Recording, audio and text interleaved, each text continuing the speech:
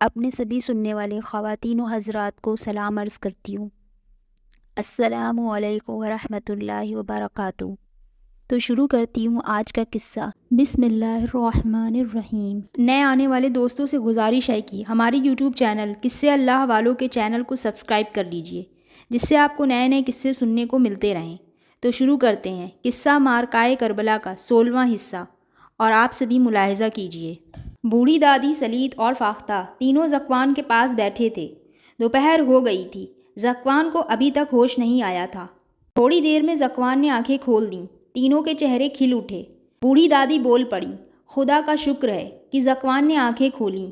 سلیط نے کہا، ہاں، اللہ کا احسان ہے، اب اسے کچھ کھانے کو دینا چاہیے۔ بوڑھی دادی نے مشورہ دیا، ستو رکھا ہے، اگر کہو تو گھول لاؤں۔ فاختہ نے سجھاؤ دیا، ہاں، جا بنا لا، مگر کھجوروں کو اچھی طرح کچل لینا۔ فاختہ جلدی سے گئی، تھوڑا سا ستو لیا، کھجوروں کو خوب مسل کر اس میں ملایا اور پھر پانی ڈال کر پتلا ہریرا سا کر کے لے آئی۔ ذکوان پڑا دیکھ رہا تھا، شاید کمزوری کی وجہ سے بول نہ سکتا تھا۔ جب فاختہ ستو کا پیالہ لے کر آئی تو سلیط نے اسے کسی قدر ابھارا اور فاختہ نے ستو پلا دیا۔ اب بوڑھی دادی نے کہا، بیٹی فاختہ، تھوڑی سی کھجوریں لے آ، ہم سب بھی کھا لیں۔ ہاں، بھوک تو مجھے بھی لگ رہی ہے، سلیط نے کہا۔ فاختہ گئی اور اچھی اچھی کھجوریں لے آئی۔ تینوں نے کھجوریں کھا کر پانی پیا اور خدا کا شکر ادا کر کے باتیں کرنے لگے۔ تھوڑی ہی دیر کے بعد ظہر کی اذان ہو گئی۔ سلیط نے کہا، دادی جان، میں نماز پڑھاؤں؟ بیٹا جاؤ پڑھ آؤ، مگر جلدی ہی چلے آنا، کہیں صبح کی طرح بیٹھ نہ رہنا۔ نہیں، میں نماز پڑھتے ہی لوٹ آؤں گا، یہ کہہ کر سلیط چلا گیا۔ گھر میں پہلے فاختہ نے نماز پڑھی، پھر بوڑھی دادی نے۔ بوڑھی دادی کے نماز پڑھتے وقت فاختہ ذکوان کے پاس آ کر بیٹھ گئی۔ ذکوان خاموش پڑا تھا۔ کچھ دیر بعد ذکوان نے پوچھا، بھائی سلیط کو کون ڈھونڈ کر لایا؟ میں انہیں تلاش کرنے گئی تھی، فاختہ نے جواب دیا، پر وہ خود ہی آتے ہوئے مجھے راستے میں مل گئے۔ لیکن تمہیں اب باہر نہیں نکلنا چاہیے فاختہ۔ کیوں؟ فاختہ نے پوچھا۔ اس لیے کہ بری نیتوں والا مروان تمہاری تلاش میں ہوگا۔ ہاں، پر میں اس سے ڈرتی نہیں ہوں۔ یہ مانا کہ تم ڈرپوک نہیں ہو، لیکن وہ تو فتنہ باز ہے۔ وہ کیا کر سکتا ہے؟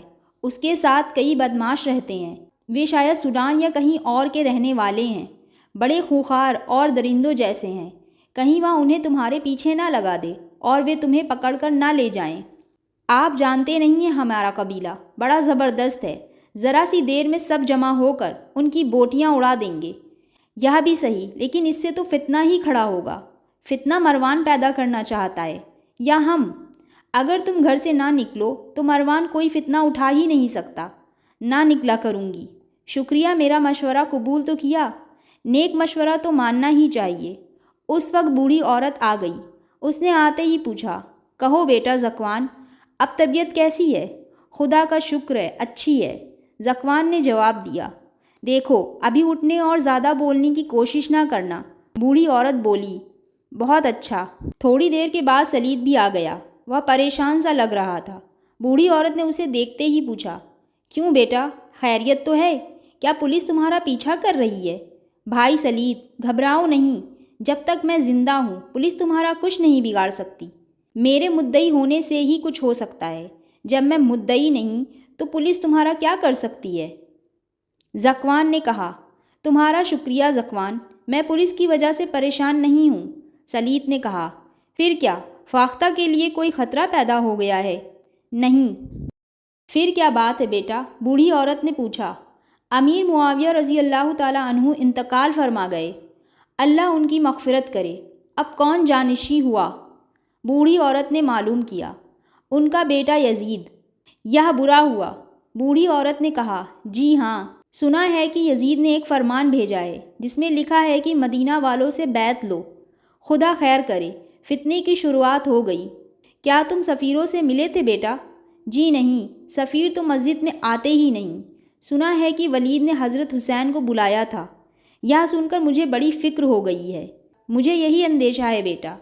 بوڑھی عورت نے کہا، حضرت حسین نے یزید سے کہہ دیا ہے کہ پہلے اور لوگوں سے بیعت لو، پھر مجھ سے لینا، اور عبداللہ بن زبیر رضی اللہ تعالیٰ عنہ نے ولید کے پاس جانے سے انکار کر دیا ہے۔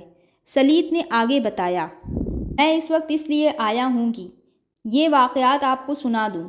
میں کچھ اور لوگوں کے ساتھ حضرت حسین کے مکان پر ان کی حفاظت کے لیے ٹھہروں گا، نامعلوم کس وقت کیا واقعہ پیش آ جائے۔ بہت اچھی بات ہے بیٹا، جاؤ بیٹا، خدا حافظ۔ بوڑھی دادی نے اجازت دے دی۔ سلیط اسی وقت ہتھیاروں سے سج کر چلنے کے لیے تیار ہو گیا۔ بوڑھی دادی نے اسے دعائیں دیں۔ بھائی جان، اگر خدا نہ خواستہ لڑائی کی نوبت آ جائے تو مجھے بھی اطلاع کر دینا، فاختہ نے کہا۔